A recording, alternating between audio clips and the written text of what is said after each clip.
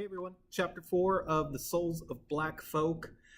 This is a chapter you don't necessarily need to read. You can.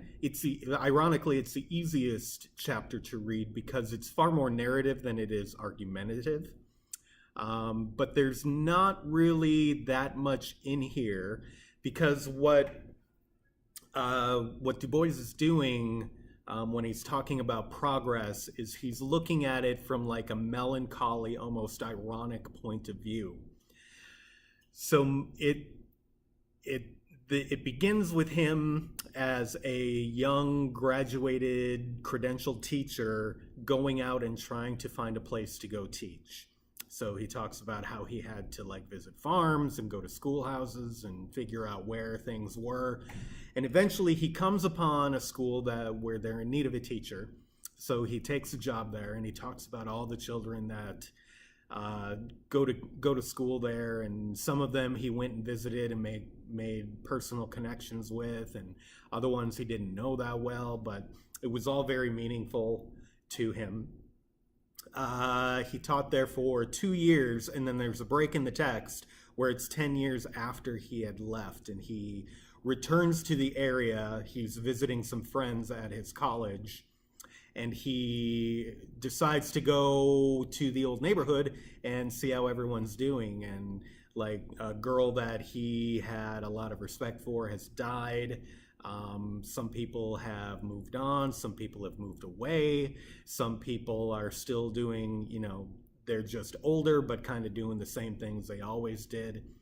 The school that he taught at is now, run down, and talks about the windows being broken, and the foundation of the cabin he stayed in is still there, but the cabin is gone.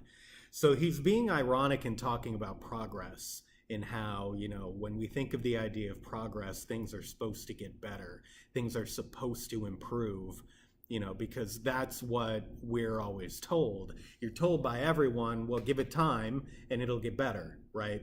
You go to school, get your education, you're going to improve. You go to college, you're going to improve. You go to trade school, you're going to improve, right? The longer you stay in a job, things are going to improve. And what he is saying is, you know what, that's not always true. In some of the cases of the people that he left, that is true. They're doing well, they're in debt, but they're doing well. So he is looking ironically at this idea of progress, and it's kind of a response to the previous chapter where he criticizes Booker T. Washington's philosophy on the Atlantic Compromise. He's talking about how, well, here are people who, what do we do for these people who give up, their civil liberties, who give up their rights, their voting rights as black people, and here they are. They're, same place they were or worse off than they were before. That's not progress. Progress has to come from, going out and fighting for everything, not just one thing. So that is it for chapter 4. Like I said, it's not very long. It's a quick read. It's not a necessary read, especially in terms of your final essay. But it's interesting, so I'd give it a scan.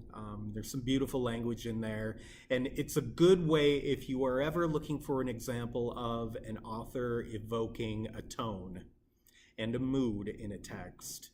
It's really good because you can feel kind of the heaviness and the sadness of what he's discussing throughout, right? You look at the word choice, you look at kind of the pacing of sentences, right? There's this foreboding that he gets, he has so much hope and promise when he's younger and going to here, and then you can kind of feel towards the end of that first section, that things aren't going to end up being what he or we hope they would go, and then the disappointment of the lack of progress in the second half. So that's it. Chapter 5 should be coming out soon. Bring your questions or comments to class on Tuesday or Wednesday, and have a good afternoon.